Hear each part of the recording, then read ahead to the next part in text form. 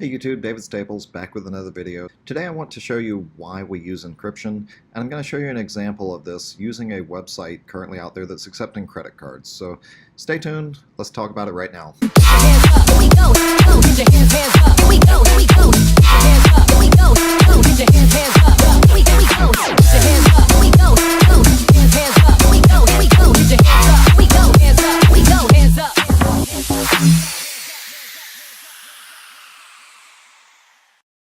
So let's talk about why it's so important to use HTTPS and encryption in the web browsing world.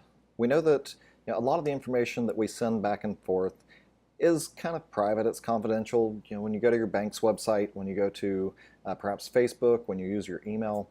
But looking at this particular website here, it is www.athensclerkofcourt.com, and surprisingly enough, they're actually not even using HTTPS. You can actually see over here, normally there would be like a little lock if it was using encryption. You don't see anything like that here. So I want to show you guys just exactly why it's so important that we use encryption here. Because of course, if I was able to capture the packets moving back and forth, I could actually see what is being transmitted, right? So I'm going to go ahead and pull up a program here called Wireshark, and go ahead and capture this information as it's going out, just so that you can see that it is plain text that it's sending out. So I'm going to choose my Wi-Fi interface here, so it's capturing now. So let's come over here and click on a case search. And that of course brings up the page where we can say, okay, let's do a civil search. So I'm going to click on that.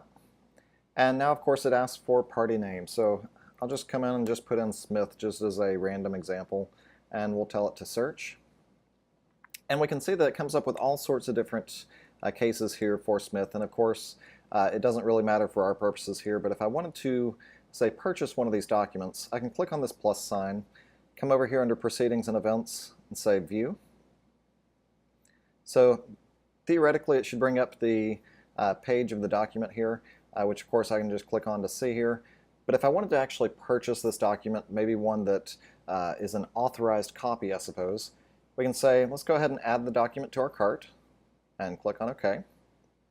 And then we'll come over here to our little basket, and it brings up the images in our cart. And you can see that we're still not using encryption here. If we were, there'd be like a little lock icon. So I'm going to go ahead and click on Checkout. Maybe that will take me to an HTTPS page, right? Nope, that doesn't do it either. So of course, now it tells me, please enter all your information. So we're just going to put some information in here. So I'm going to say 1234-5678 we'll just say 1234-5678 again. And we'll say 1018. I guess it's 10/18. And we'll just say 123. And we're just going to say test. Middle, last, middle name. How's that? 123 Main Street, Athens, Georgia, 30605. We're just going to pick a random one. And we're just going to say test.test.com and click on Checkout Now. And of course it says an invalid card number.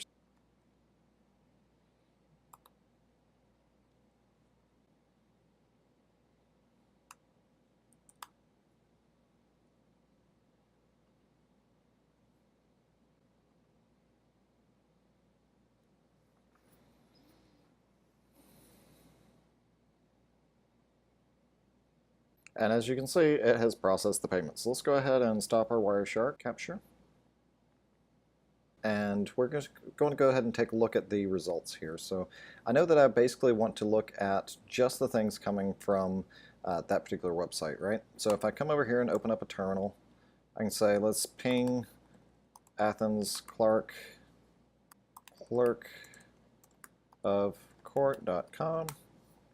We can say that the IP address is this 68.64.40.173. So I'll go ahead and cancel that.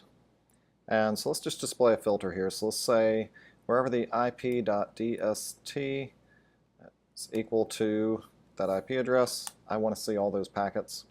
And so of course here are all those packets from when I went to connect. So if I look down here at the very bottom, we can see that there's a field here that says Hypertext Transfer Protocol, and you can actually see the contents of the HTTP request here. So I'm just going to go ahead and scroll on down here until I see something that's relevant, because obviously I do have quite a bit of information going to that, including some Alexa type stuff. I've got a toolbar here that tells me things about website rankings and whatnot.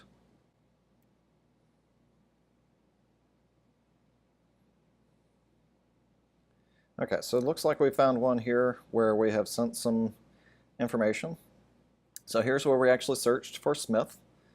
So we'll just keep on scrolling down. So I know that there are going to be other requests in here as well.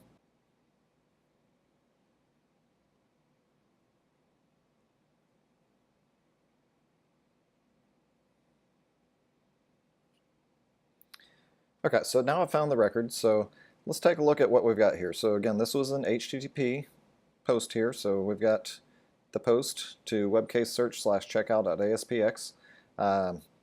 Scrolling on down, I'm looking at the Hypertext Transfer Protocol section, and of course I can actually see the content down here as well. So the form information that was posted, we can see that we clicked the checkout button, and then of course here's the card number. I'll go ahead and blur that out so that people can't go use my credit card, obviously.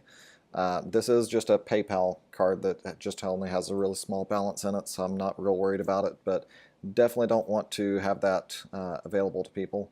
We've also got the expiration client state, and then of course the security code and everything. So if someone was actually capturing packets on this transmission, they would actually be able to use that little credit card. Let's go ahead and keep scrolling down one more. Of course you can see the card number there again. I just put in just random information here, and of course why it processed it without having a valid billing zip code, without having a valid CVV on the back, without having a valid expiration date on it.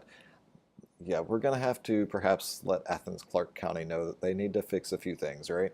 So we'll at least give them a nice heads up on that. But anyhow, this is one of the reasons why we need to make sure that we are using encryption in our web transmissions. We're using HTTPS and not HTTP. As you can see, again, if someone was sniffing these packets, I would be perhaps seeing a few more charges on that particular credit card. So I hope you guys enjoyed this demonstration of why we need to be using encryption. Be sure to click on that subscribe button down below. That helps me continue to make these types of videos, as well as that little thumbs up or the like button. But in the meantime, look forward to seeing you guys soon. You guys take care.